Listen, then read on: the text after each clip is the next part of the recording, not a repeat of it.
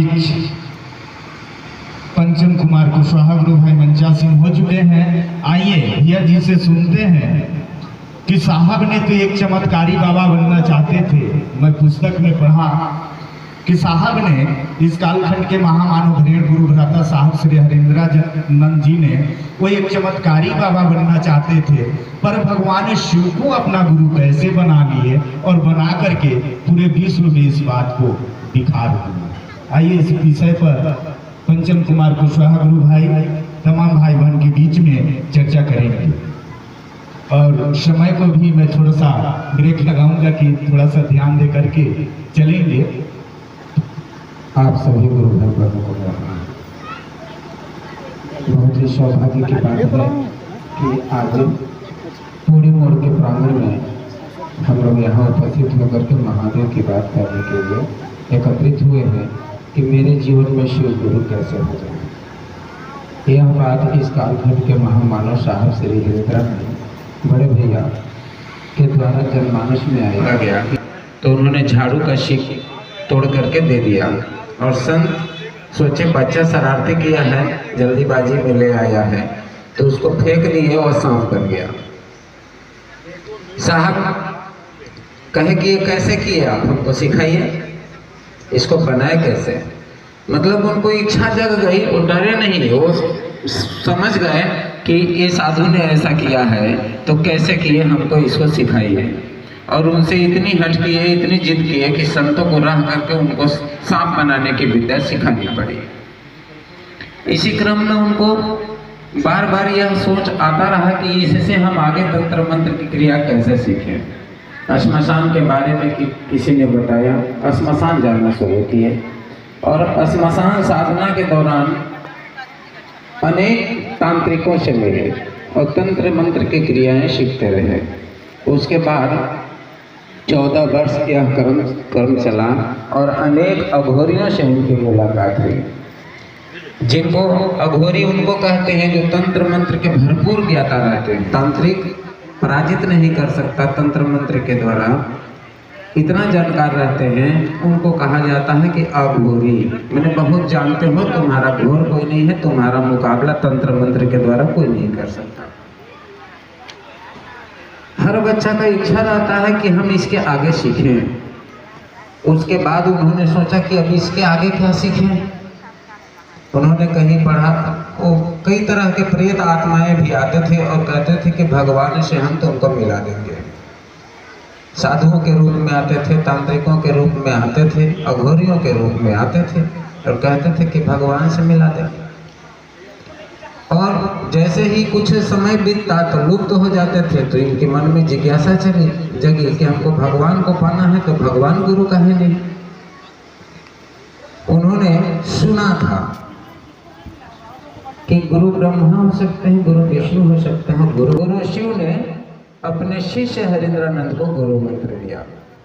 वह गुरु मंत्र आया, सांस लेते समय नमः और सांस निकलते समय शिवाय। इस रूप में गुरु ने गुरु मंत्र अपने शिष्य को दिया। वह शिष्य हरिंद्रानंद यह मंत्र पा करके धन्य हो गए और उन्होंने कहा यही तो हम खोज रहे थे, हमको यही तो चाहिए था, और नमः शिवाय करना शुरू किए। कुछ दिनों बाद उनको अनुभूतियां तो बहुत मिलती रही और गुरु शिव से मांगते थे, जो घटता था गुरु शिव से मांगते थे। जो इच्छा होती थी उनको, जो विचार आता था, जो उनको जीवन में कमी महसूस होता था, उसके विषय में गुरु शिव से मांग लिया करते थे। कुछ दिनों बाद उनको एक आवाज आई, हरिंदर तुम जो करते हो सो लोगों को कहो। कहानी लंबी है और समय कम है, इसलिए शॉर्ट में ही बता रहा हूँ। उनको आवाज आई कि हरिंदर तुम जो करते हो सो लोगों को कहो। उन्होंने कहा कि क्या मैं जो करता हूँ लोगों को कहता हूँ। मैंने लौकिक जीवन में जो अपना काम करते थे वो सब कोई जानता था कि ये प्रशासनिक अधिकारी हैं, सबको कहते हैं। फिर आवाज आई, तुम करते क्या हो। अब मन साहब का यहाँ ठहर जाता है। तब साहब ने कहा कि क्या शिव को प्रचार की आवश्यकता है। गुरु से शिष्य सवाल करते हैं। फिर आवाज आई, तुम जो हमने यह बना 3 सूत्र, जिसको हम आप लोग 3 सूत्र के माध्यम से जानते हैं कि पहला सूत्र दया मांगना। बिना दया के कुछ हो ही नहीं सकता। शिव की दया होगी तो शिव आपके गुरु बनेंगे, अन्यथा नहीं बनेंगे। इसलिए शिव की भी दया गुरु बनने के लिए भी चाहिए कि मेरे गुरु शिव हो जाएं। बिना दया के कुछ नहीं होता। इसलिए साहब ने पहला सूत्र रखा कि दया मांगिए, अपने गुरु शिव से दया मांगिए। शिव को गुरु मान करके और दया मांगने का कोशिश करिए। दूसरा सूत्र, गुरु के बारे में लोगों को बताइए। यह गुरु का आदेश है। मैंने बिना दया के कुछ होगा नहीं, शिव की दया होगी तो होगा। और दया से क्या करना है, तो गुरु के आदेश का पालन करना है। गुरु ने कहा है कि तुम जो करते हो लोगों से करो। तो दूसरा सूत्र उन्होंने बनाया कि चर्चा करिए। तीसरा सूत्र, नमः शिवाय मंत्र से अपने गुरु शिव को प्रणाम निवेदित करिए। नमः का अर्थ होता है प्रणाम, शिवाय का अर्थ होता है शिव को। इसलिए हम सबों को चाहिए कि नमः शिवाय से अपने गुरु शिव को प्रणाम निवेदित करें। हो सके तो 108 बार करिए।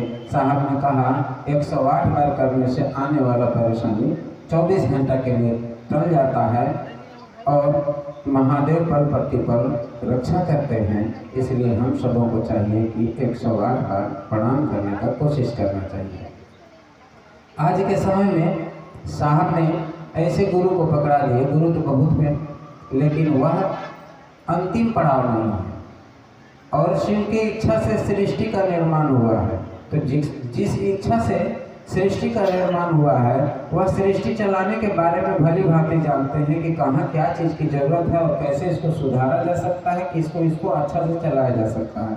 तो साहब ने कहा कि अपना कर्मफल भी बना सकते हैं। आपका कर्मफल खराब है, कहीं परेशानी आ जा रहा है, किसी मोड़ में दुख तकलीफ आ जा रहा है, बहुत परेशानी आ जा रहा है, तो अपना कर्मफल बना सकते हैं। यह गुरु की दया से होगी। इसलिए आइए भगवान शिव को अपना गुरु बने।